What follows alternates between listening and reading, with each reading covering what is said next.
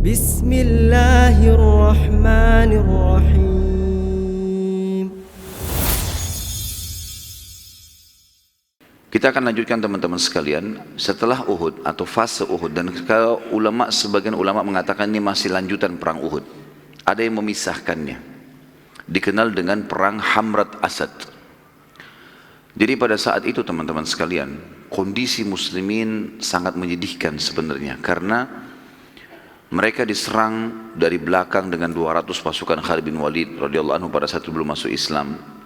Walaupun jumlah mereka banyak, 650 orang di kalangan sahabat, tetapi mereka terpencar. Ada yang memungut ghanimah karena mereka pikir mereka sudah menang. Dan ternyata di antara pasukan Khalid bin Walid ada yang sempat mengangkat bendera Quraisy dan akhirnya membuat 2000 sekian orang dari depan, karena melihat bendera mereka kembali berdiri maka mereka kembali menyerang, sehingga kondisi muslimin di tengah-tengah. Dan ini membuat banyak sekali korban. Sementara Nabi SAW sendiri terdesak juga dengan sebagian pasukan Khalid bin Walid yang membuat akhirnya terpukul mundur ke dekat gunung Uhud. Ringkas cerita, terjadilah banyak sekali korban di antara muslimin sampai 70 orang, dan mereka akhirnya bertahan di atas gunung Uhud. Orang-orang Quraisy pada saat itu menguasai lokasi peperangan karena muslimin tidak ada lagi. Yang di medan perang sudah mati, terbunuh 70 orang. Sisanya 600 orang sekian, itu semuanya ya, naik ke atas gunung bersama Nabi SAW dan semuanya terluka. Tidak ada yang selamat dari luka. Termasuk baginda Nabi SAW sendiri terluka pada saat itu. Pada saat itu teman-teman sekalian, orang-orang Quraisy menguasai lokasi peperangan dan mereka melakukan banyak hal yang buruk pada saat itu. Di antaranya adalah perkataan Abu Sufyan sebelum masuk Islam tentunya, karena nanti di pembahasan kota Mekah kita akan bahas bagaimana masuk Islamnya orang ini. Tapi yang jelas Abu Sufyan pada saat itu setelah berdialog dengan Umar bin Khattab, Umar di atas gunung dan Abu Sufyan di bawah, dia sempat mengatakan di perkataan terakhirnya, telah terjadi mutilasi dan perusakan organ tubuh dari pasukan kami, tapi tidak saya perintahkan dan juga tidak saya larang. Karena pada saat itu semua orang Quraisy bebas berbuat apa saja di jenazahnya muslimin, dan jenazah muslimin rata-rata semuanya dirusak oleh mereka. Dan yang paling menyakitkan adalah Hamzah radhiyallahu anhu yang sudah kita ceritakan bagaimana Hindun pada saat mendengar Hamzah terbunuh, dia langsung memanggil Wahsy untuk memberikan hadiah yang telah dia janjikan. Kemudian merusak hidung Hamzah, daerah wajah merusaknya, dicoret-coret, dirobek dengan beberapa pisau, kemudian juga dadahnya dibelah, kemudian dicabut jantungnya, sampai jengkelnya, saking jengkelnya Hindun, dia berusaha untuk memakan, tapi tidak bisa, dia tidak mampu untuk itu. Karena memang dia menganggap Hamzah yang telah membunuh ayahnya, ya, karena dia namanya Hindun bin Utbah bin Syaibah bin Rabi'ah ini mati, terbunuh di tangan Hamzah. Pamannya juga Syaibah bin Rabi'ah juga mati, terbunuh di tangan Hamzah, gitu kan. Kemudian ada saudaranya juga Walid ya, bin Utbah ini juga mati, terbunuh di tangan Ali bin Abi Thalib. Jadi dia merasa jengkel sekali dengan Hamzah. Ringkas cerita, pada saat sudah selesai semuanya, ya, pasukan muslimin melihat orang-orang kafir Quraisy sudah meninggalkan medan perang, sudah jauh, sudah tidak kelihatan lagi, mereka turun. Lalu mereka mulailah mengurus jenazah-jenazah tersebut. Dan sudah kita jelaskan bagaimana prosesi pengumpulan jenazah pada saat itu, bagaimana ada Sa'ad bin Rabi'ah radhiyallahu anhu dengan pesan-pesannya, ya, bagaimana Nabi SAW menangis terisak-isak pada saat melihat pamannya, sampai Umar bin Khattab radhiyallahu anhu mengatakan, kami belum pernah melihat baginda Nabi SAW menangis seperti pada saat itu. Sangat luar biasa gitu, karena kaget melihat pamannya diperlakukan. Setelah pemakaman 70 syuhada Uhud, pasukan muslimin diperintahkan oleh Nabi SAW untuk kembali ke Madinah. Dan sudah kita jelaskan, Uhud sebenarnya masuk wilayah haram. Masuk wilayah haram. Tapi di zaman Nabi SAW, Uhud itu berada di luar pintu gerbangnya Madinah. Makanya orang-orang Quraisy datang ke Uhud dulu itu untuk menembus benteng Madinah. Jadi kalau dari Uhud kita menghadap ke arah Masjid Nabawi, itu dulu ada tembok pintu gerbang besar dulu di situ. Maka Nabi SAW menyuruh pasukan masuk kembali ke Madinah di rumah masing-masing dalam kondisi mereka terluka. Ada yang 70 luka, ada yang 60 luka, ada yang robek-robek badannya, sobek segala macam. Banyak masalah yang sedang dihadapi. Malam hari mereka istirahat. Bersolat berjamaah pun sedikit, tidak banyak orang yang hadir pada saat itu karena tidak mampu ke masjid. Ya, mereka sudah sangat luar biasa lukanya gitu. Subuh hadirlah sebagian besar sahabat solat subuh berjamaah di masjid, di antaranya kepala-kepala suku. Kemudian tiba-tiba Nabi SAW mengeluarkan sebuah instruksi, dan instruksi ini wahyu. Habis solat subuh Jibril datang membawanya. Isinya adalah Nabi SAW mengatakan semua yang hadir di menang Uhud kemarin Sabtu terjadi. 15 Syawal hari Sabtu tahun 3 Hijriah terjadi Uhud. Tanggal 16 Syawal hari Ahadnya Nabi SAW habis sholat subuh mengeluarkan instruksi semua yang hadir di Uhud kemarin semuanya tidak ditambah dengan pasukan baru, harus segera bergabung lagi dengan pasukan Nabi SAW, buat pasukan lagi, orang-orang itu saja, kemudian kembali mengejar Quraisy. Dan tidak boleh ada yang ikut kecuali yang ikut kemarin. Dan ini dinukil oleh Muhammad bin Ishaq, artinya dalam salah satu kitab sirah dari riwayat Ibnu Abbas radhiyallahu anhu, beliau berkata, perang Uhud terjadi hari Sabtu 15 Syawal tahun 3 Hijriah.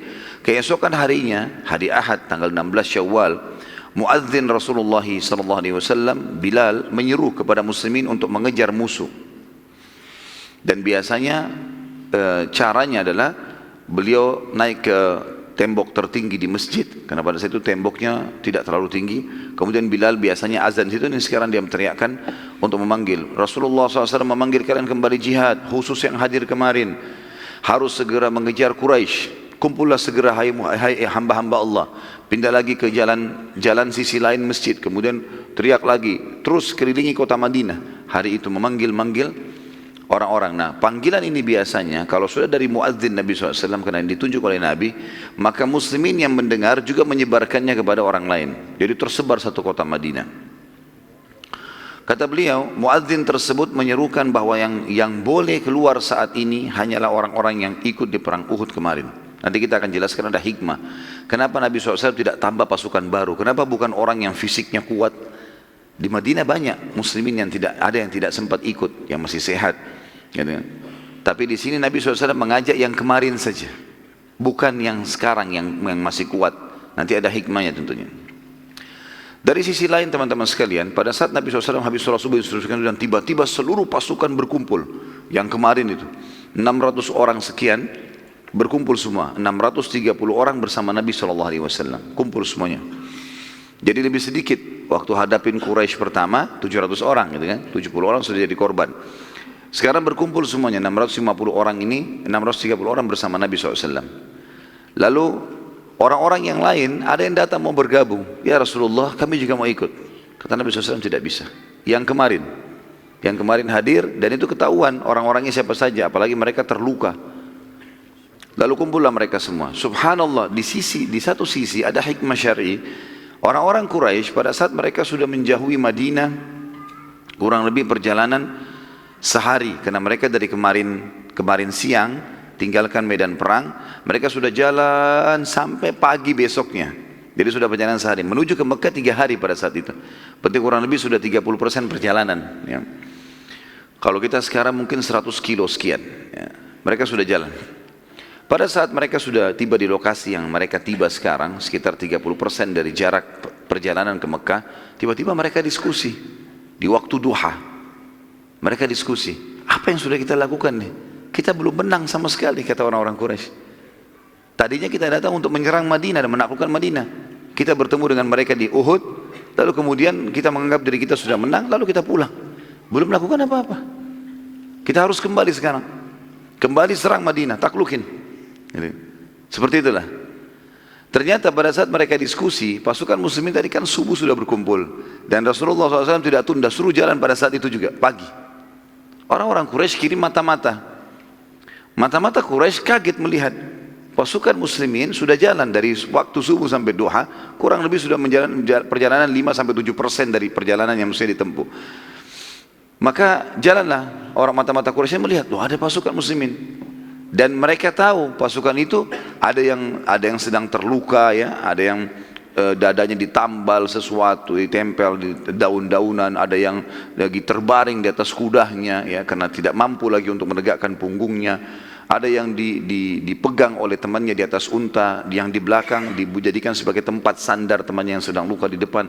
Intinya, dan pakaian yang dipakai kebanyakan pakaian yang kemarin. Sebagian sahabat saking patuhnya dengan Nabi SAW, karena Nabi bilang yang ikut hadir adalah yang kemarin saja, mereka bukan cuma sekedar yang hadir, bajunya nggak diganti. Jadi ada yang sudah bersihin lukanya, di bajunya ada darah-darah, itu dipakai kembali sama dia, padahal dia punya baju perang baru. Tapi tidak, semua ditarik. Kuda-kudanya pun yang kemarin itu yang dipakai, gitu kan. Semua pokoknya seperti keadaan kemarin, persis. Mata-mata Quraisy kembali mengejar dengan cepat pasukan, lalu mengatakan sungguh mereka telah mempersiapkan diri, gitu. Lalu orang-orang Quraisy bermusyawarah, masa sih nggak mungkin ada pasukan yang luka-luka kemarin, dan mereka lihat pada saat mereka sedang menebas pedang, mereka sedang melukai muslimin, tahu. Dan sudah menjadi hukum lah, kalau orang kalah perang kemarin terus hari ini bisa nyerang lagi, itu kayaknya nggak mungkin, apalagi dengan pasukan yang sama. Karena pada saat orang ini kembali, sempat mereka tanya kepada mata-mata, apa kau kenal siapa mereka itu? Kata dia, iya. Siapa? Yang kemarin semuanya hadir. Kok bisa kamu tahu? Semuanya luka-luka. Ini yang luka-luka ini yang ikut nih. Dalam kondisi luka, baju-baju mereka ada yang sobek, topeng mereka, topi besinya ada yang berdebu, kotor. Biasanya orang kalau baru keluar, habis dilap, bersih, ini enggak. Keadaannya memang seperti itu. Kuda-kuda mereka kelihatan letih. Dari kuda kemarin, ya, sudah dipakai. Sekarang kondisinya memang seperti itu.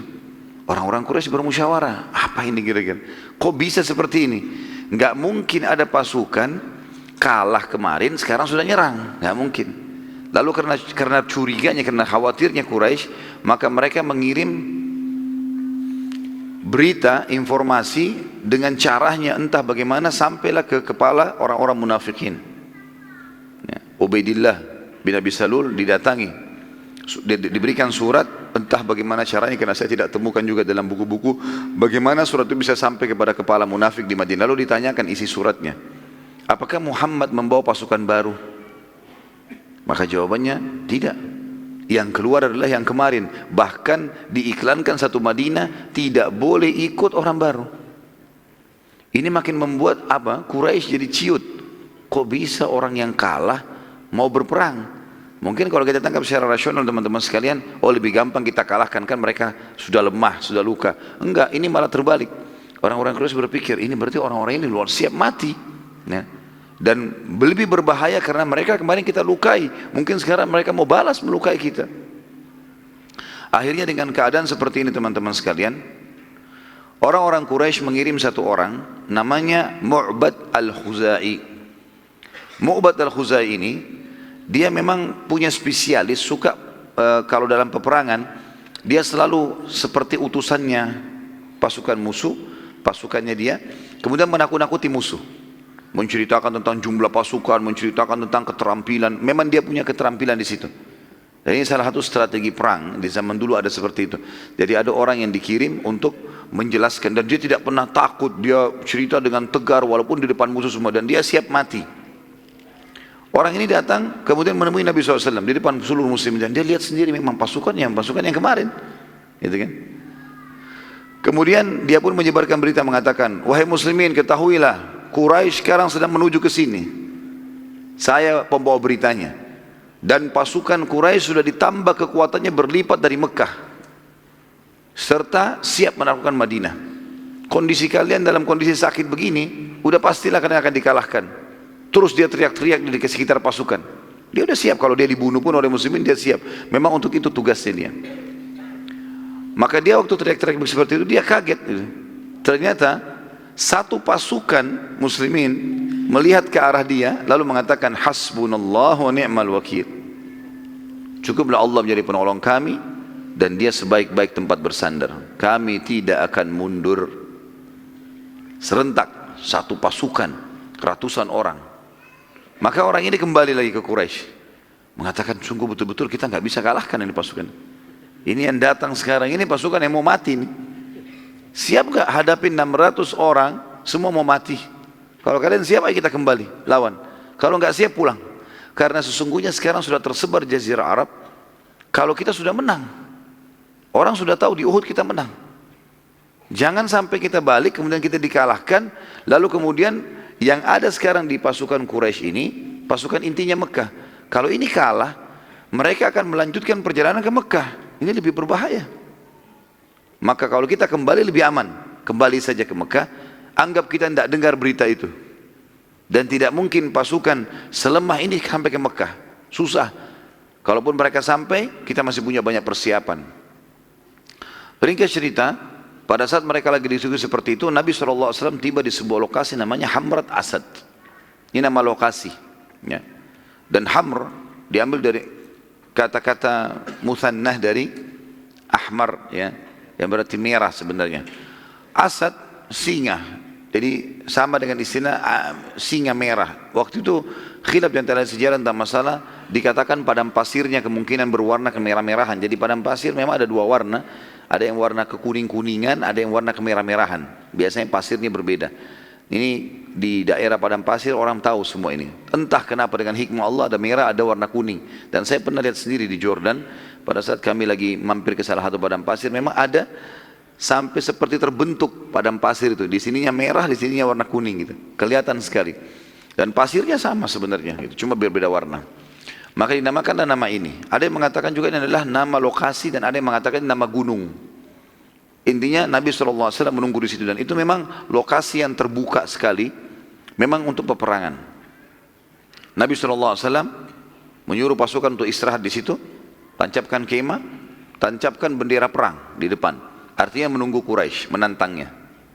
Dan disebarkan berita ya, kepada orang-orang Quraisy pada saat itu, orang-orang Islam datang. Ada di antara mereka yang datang kemudian mengejar pasukan Muslim, pasukan Quraisy, lalu melemparkan kertas atau surat kepada mereka. Maksudnya melemparkan biasanya dari kulit zaman dulu dilemparkan ke arah mereka. Isinya, kami menunggu kalian di Hamrat Asad. Ditantang oleh Muslimin. Orang-orang Quraisy itu melihat ini teman-teman sekalian tidak berani. Mereka jadi ragu akhirnya. Dengan pasukan 2.000 lebih ini. Pasukan Quraisy kan tadinya 3.000. Yang korban jadi mereka tidak banyak pada saat itu. Ya. Jadi masih ada 2.900 sekian jumlahnya. Akhirnya sepakat pimpinannya tidak bisa, kita nggak bisa kembali. Kalau kita kembali berbahaya kondisinya.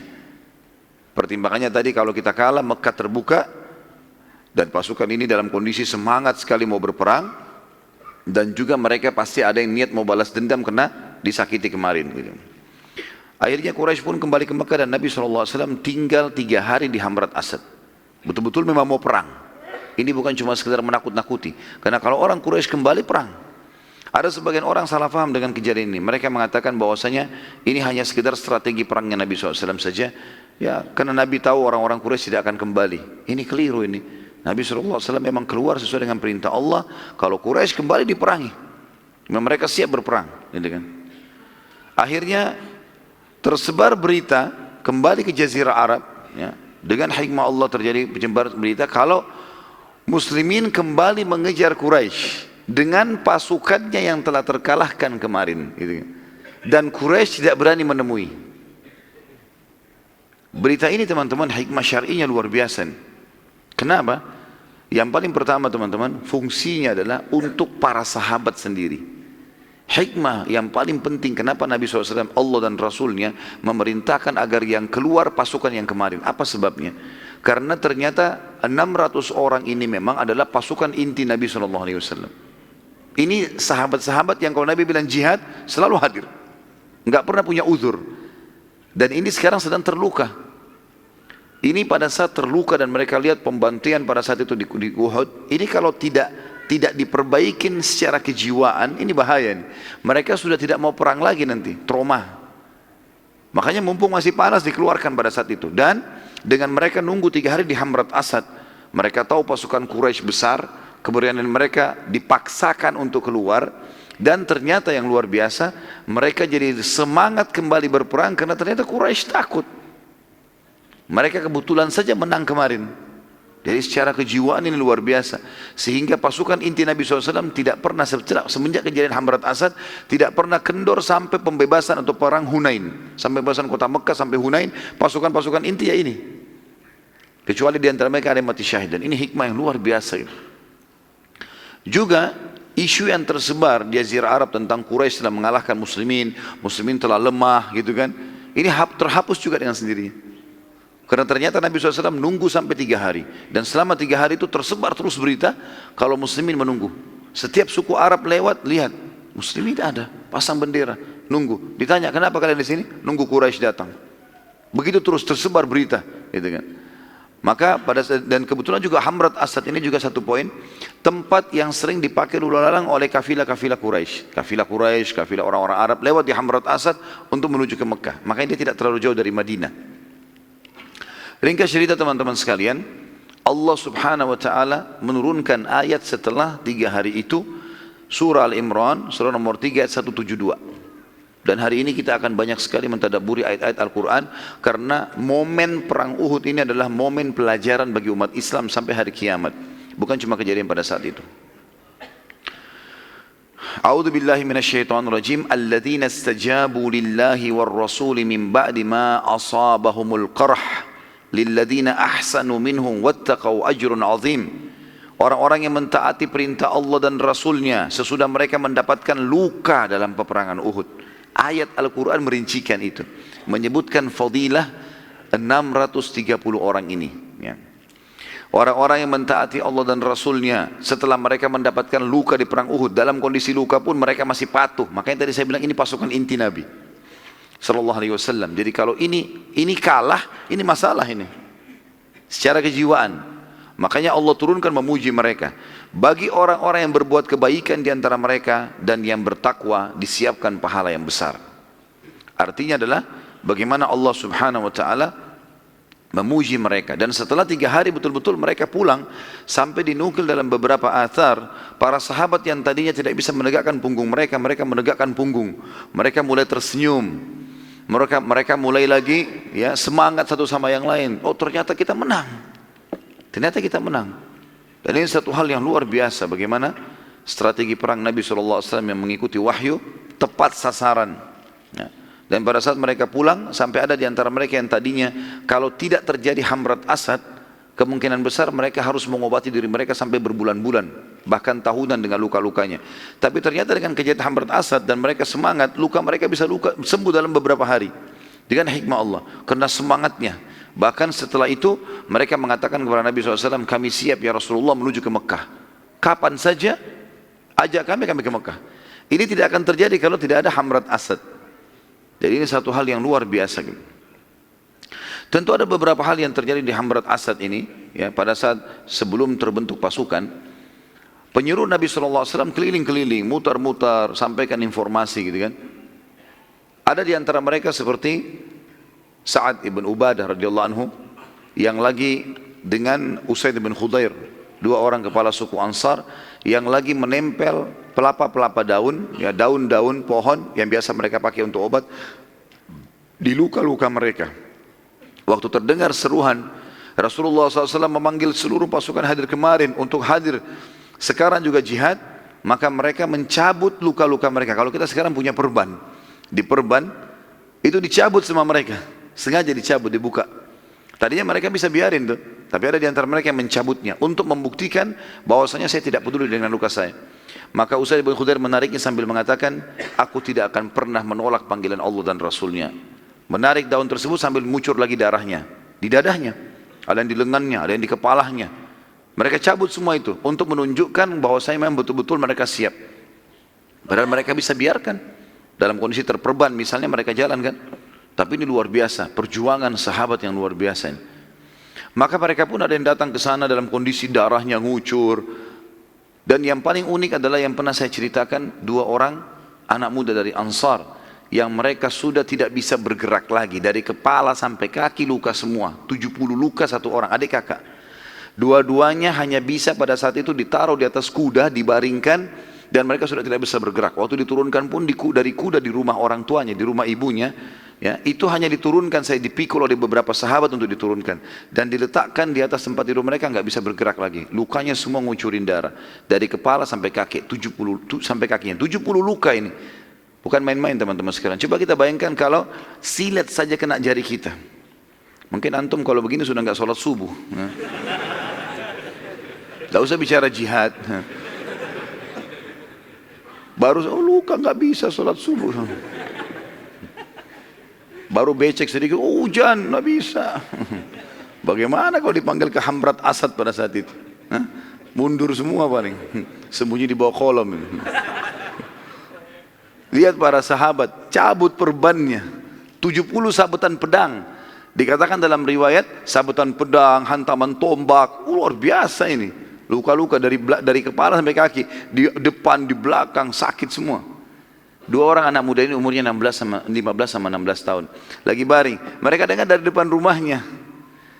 Hai muslimin yang hadir kemarin di Uhud, datanglah. Rasulullah SAW suruh kalian menyerang Quraisy dan tidak boleh ikut kecuali yang ikut kemarin.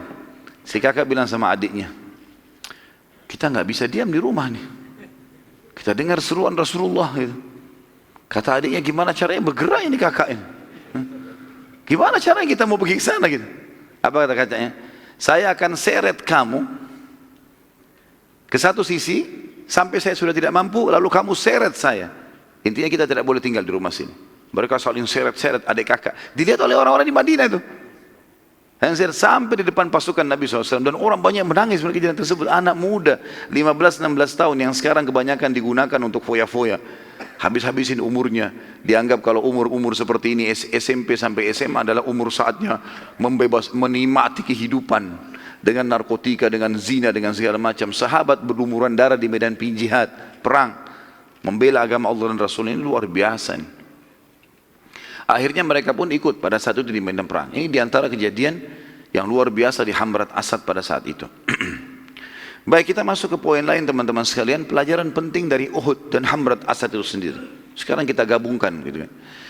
Yang pertama, yang paling penting yang harus diambil pelajaran adalah ketaatan pada pemimpin adalah bagian daripada ketaatan kepada Allah. Dan bermaksiat pada pemimpin berarti bermaksiat pada Allah.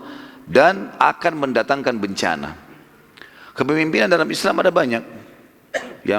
Yang kita mulai dari yang kecil-kecil. Kepemimpinan dalam sholat misalnya. Ya. Sholat imam. Nggak boleh dibantah. Dilanggar gerakannya, maka berarti batal sholatnya gitu kan. Imam ruku kita nggak mau ruku misalnya. Nggak bisa. Harus ikut. Kenal tidak kenal. Pemimpin sholat ikut. Ada namanya Amir Safar. Ya. Yang kata Nabi SAW, janganlah 3 orang yang antara kalian safar, kecuali nunjuk salah satu jadi pemimpin. Harus dipatuhi. Dia bilang jalan-jalan, dia bilang mampir-mampir. Dan ini sunnah Nabi SAW. Kita tahu dalam rumah tangga ada suami, pemimpin. Istri keluar harus pamit, harus santun, harus patuh. Selama bukan maksiat kepada Allah. Kita tahu dalam peperangan ada panglima perang. Selalu Nabi SAW mengatakan, taati pemimpin kalian, taati pemimpin kalian. Dia bilang pergi-pergi, dia bilang enggak. Harus serang, enggak. Nanti kita lihat dalam perjalanan peperangan setelah ini banyak sekali bagaimana pemimpin-pemimpin Nabi SAW ini luar biasa. Ya, mereka patuh betul. Walaupun mereka lewat di satu suku dan suku itu sudah lemah, bisa diserang, dijadikan ghanimah, mereka tidak mau serang karena tidak ada perintah dari Nabi SAW. Perintahnya A ya A, B, tidak ditambah, tidak dikurangi. Dan ada pemimpin negara yang sifatnya memang memimpin kaum muslimin. Maka selama tidak maksiat kepada Allah wajib dipatuhi ini. Kita ambil sekarang salah satu dari 5 poin ini adalah pemimpin perang. Dan di sini Nabi SAW instruksikan dari pemanah-pemanah yang ditaruh 50 orang di atas bukit pemanah, jangan turun. Kalian lihat kami menang atau kalah. Jangan tinggalkan ini, karena kekuatan umat Islam di situ. Ternyata teman-teman sekalian, waktu pasukan Quraisy sudah kocar-kacir, sebagaimana kita ceritakan di perang Uhud, Hamzah radhiyallahu anhu, Ali, Zubair radhiyallahu anhu majma'in, ini berhasil membunuh semua pemegang benderanya Quraisy. Sampai 11 orang yang pegang bendera 10 atau 11 semuanya mati terbunuh. Gara-gara bendera jatuh membuat 2000 orang ini melarikan diri. Dan dianggap pasukan menang. Waktu itu bukit pemanah memang lumayan cukup tinggi. Kalau dari atas bisa melihat, sampai sekarang pun teman-teman kalau lagi ziarah ke lokasi Uhud, naik ke bukit pemanah, ya kelihatannya pendek dari bawah, tapi kalau kita naik lumayan tinggi. Dan kita bisa melihat memang kancah peperangan itu kelihatan sekali. Jadi memang mereka lihat orang Quraisy sudah jauh. Sampai pada saat itu kita ceritakan di awal kemenangan muslimin, itu sampai mereka meninggalkan barang-barang harta mereka dan meninggalkan wanita-wanita mereka. Dan sangat aib pada saat itu oleh orang Arab kalau meninggalkan wanita mereka. Nggak boleh. Walaupun dia mati demi kesucian perempuannya, tapi ini perempuannya pun ditinggalkan saking luar biasa kocar-kacirnya pada saat itu. Ya, mereka tidak bisa lagi mengatur strategi perang dan gerakan. Rupanya dari 50 pemanah, ada 43 orang turun. Pemimpin mereka Abdullah bin Jubair radhiyallahu anhu mengatakan, jangan, Rasulullah larang, nggak boleh. Enggak, apalagi yang mau dijaga. Udah menang kok. Jelas-jelas nggak ada. Tuh lihat orang Quraisy sudah nggak ada. Udah menang. Mereka sebenarnya niatnya mau itu, ya, ingin bantu sahabat-sahabat yang dibawa untuk mengumpulkan ghanimah gitu kan, menganggap sudah kemenangan. Padahal instruksi Nabi, jangan tinggalkan, menang atau kalah.